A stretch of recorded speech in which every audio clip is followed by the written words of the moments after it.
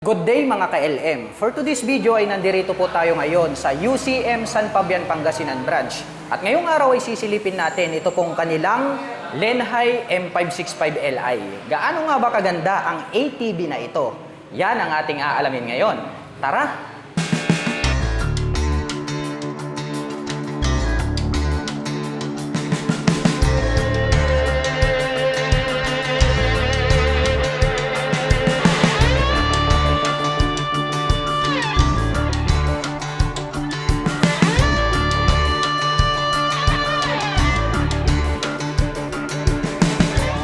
Napakaganda po ng dating at napakabrusko pala nitong kanilang ATV. Anyway mga ka-LM, ito po pala yung kanilang Lenhai M565Li.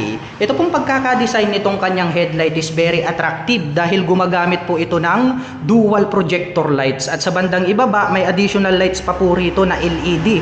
Ito po ay included po lahat para sa kanyang main headlight. At dito po sa gilid, sa bandang itaas, nandirito naman po itong kanyang turn signals na mahaba. Naka-curve po rito and then LED na rin po lahat ng kanyang ginagamit para po sa kanyang lighting system. At dito po sa bandang gitna, nakalagay naman po rito yung kanyang model name in chrome color na Lenhai. And then nagkaroon po siya rito ng honeycomb grills na cast black yung color. At kitang-kita naman po natin dito yung kanyang radiator. Ito po pala mga ka-LM ay equipped with liquid cooling system. Kaya asahan natin ay pwede po natin siyang ibabad maghapon magdamag pagdating po sa mga long endurance, maaasahan natin to. At dito naman po sa bandang harapan, mayroon na rin po itong bumper na kung saan pag halimbawa po na accidentally is na ibangga natin itong ATV ay mayroon pong sasalo. At sa bandang ibaba naman po, mayroon na po itong built-in na electric winch na kung saan ay pwede pong manghila ito pong ating ATV ng mga nabalahaw na sasakyan. Well, dumako naman tayo rito sa top cover. Ito pong kanyang brace dito sa bandang gitna, dito po sa harapan. Ito po yung kanyang front carrier, napaka-forma rin ng design.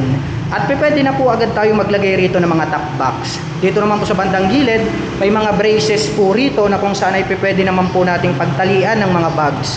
At dito naman po sa kanyang front fairings, pag atin pong binuksan to, ay dito po located yung kanyang battery. Kaya kapag kayo po ay mag-trail, mamumundok, o di kaya sabihin na lang nating tatawid kayo sa mga river, ay nating to worry about dahil napakataas po ng positioning nitong kanyang battery compartment. Well, dumako naman po tayo sa mga gulong rito po sa harapan. Ito po ay naka-cast wheel. Ang ganda ng design, no? Parang star design na chrome and then combination with glossy black. At ang mga sukat po ng gulong rito po sa harapan, ito po ay mayroong 205 by 80-12. At ito po ay naka-dual purpose pattern tires, kaya talagang makapit, no? Pang trail. At pagdating naman po rito sa kanyang front suspension, ito po ay equipped with dual shock absorber. White po yung kanilang ginamit para po sa kanyang coil spring. Asahan natin, nakakapagbigay po yan ng napakagandang bouncing performance. Dumako naman po tayo rito po sa kanyang fully digital meter panel display. Napakalaki at napakalapad. Very visible po lahat ng details na makikita natin dito. Sa ibaba, mayroon po itong mga light indicators. Nagkaroon po siya rito ng 2 button selector. Well, anyway, pagdating naman po sa kanyang ignition, ito po ay equipped with mechanical key. Subukan po natin siyang buksan para masilip po natin. Ito pong kanyang fully digital meter panel display. So, ang makikita natin dito is yung fuel gauge, RPM, and then yung kanyang temperature. At dito naman po sa mga button selector, mayroon po tayo rito override, high beam and low beam. Ito naman po yung kanyang electric starter, itong kulay green button. Mayroon po itong high beam and low beam sa bandang itaas. At ito naman po yung kanyang turn signal selector. May hazard na rin po ito and then yung kanyang horn. Subukan natin yung kanyang horn. Yun, napakalakas. At nandirito naman po itong kanyang front brake. Sa kabila naman po, mayroon po tayo ritong 4x2 and then 4x4. So pwede po natin yang switch, no? Depende po kung ano yung ating gustong gamitin. So dito po sa kanyang gear shifter is nakalagay po rito is PRNHL. Meaning to say, ito po yung kanyang parking, reverse, neutral, and then high and low. Yung high and low is pwede po natin yang gamitin dito po sa 4x4 and then dito po sa 4x2 yung kanyang high. At pagdating naman po rito is nandirito naman po itong kanyang park brake. Anyway mga ka-LM, equip na po pala ito ng park brake lock. Ito po siya. So pag tayo po ay magpa-park sa mga uphill or downhill, hindi po dadaos-dos itong ating ATV. Dahil nga po mayroon na po siyang integrated na park brake lock. Well, subukan naman po nating paandarin dahil naka-activate naman po itong ating ATV. So press lang po natin itong kanyang front brake and then itong green button na starter. Yun! Napakaganda ng tunog mga ka-LM. Sound check nga natin, kaso baka tumakbo to. Yan po yung kanyang tunog mga ka-LM. Pakinggan natin itong kanyang exhaust. Nandirito po siya sa likod. Sound check. Yan po yung kanyang engine sound mga ka-LM. Well, patayin muna natin dito po sa kanyang key dahil medyo maingay. At dito po sa kanyang side cover mga ka-LM, nakalagay naman po rito yung mga decal na kung saan ay nagpapakilala sa kanyang brand name, Linhai M565Li. APS na rin po siya. So yan ang kagandahan nito mga ka-LM dahil naka-electronic power steering na to. Kapag naka-open po yung ating EPS is maneuverability nito mga ka-LM is very comfortable. Nakalagay naman po rito is independent suspension para naman po sa kanyang front and rear suspension. And then 4x4 po ito. Meron po tayong decal rito na white, silver and then dark silver. At ito naman pong kanyang engine mga ka-LM, napakalaki, no? Ang ganda ng kanyang pagkaka-design. Well anyway mga ka-LM, ito po pala ay mayroong 499.5 cubic centimeter engine displacement. Naka single cylinder, single overhead cam, 4-stroke with 4 valve. At nakakapagbigay naman po ito ng maximum power na 28.5 kW at 6,800 RPM. Habang nakakapagbigay naman po ito ng maximum torque na 46.5 at 5,750 RPM. Well, napakalakas na po ng kanyang engine power para po sa isang ATV.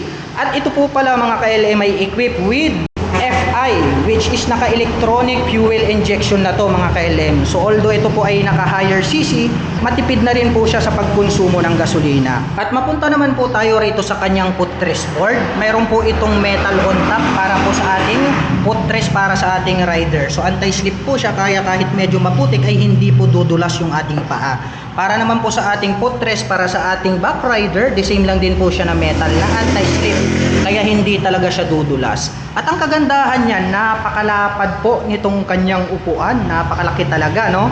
And then ang kagandahan niya, napakalambot, no? Mas malambot pa kaysa dun sa mga upuan ng mga motorsiklo. At yung stitches, mga ka-LM, premium. Yung color is gray, yung pagkakatahe is more durable.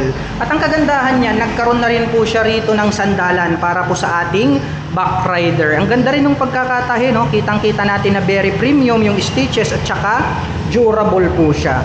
Well, dumako naman po tayo rito po sa kanyang likod na gulong. Napakalaki mga ka-LM.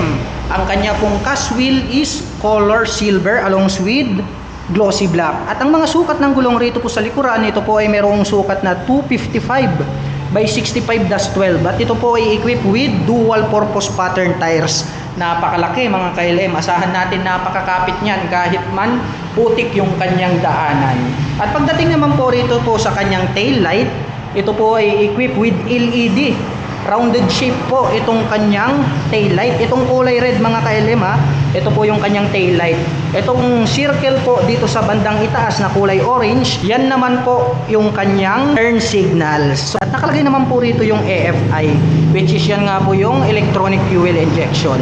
At sa bandang ibaba naman po, mayroon po ditong added reflector lights na mahaba. Very visible naman po yan pagdating ng gabi. At sa bandang gitna, mayroon po rito plate light, which is ito naman po yung kanyang plate holder. At pagdating naman po rito sa kanyang rear suspension, ito po ay equipped with dual shock absorber. Yung coil spring na ginamit is glossy white. Asahan natin mga ka-LM, nakakapagbigay po yan ng outstanding na bouncing performance at saka balance. At dito po sa kanyang bandang ibaba, may nakalagay naman po rito na Linhai, which is plastic cover naman po siya. At dito po sa bandang ibaba, mayroon na rin po itong nakaabang na toe ball. At mapunta naman po tayo rito po sa kanyang rear carrier. Ayan mga ka-LM, napaka-forma. Pwede rin po itong maging grab bar para sa ating angkas. At dito mga ka-LM, pwede po tayong magpa-install dito ng additional na carrier, no? Dito sa bandang likuran, na kung saan ay pwedeng paglagyan ng mga additional na mga personal belongings. At pagdating naman po sa kanyang rear braking system mga ka-LM, ito po ay equipped with foot brake. So metal naman po na rounded shape yung kanilang ginamit rito.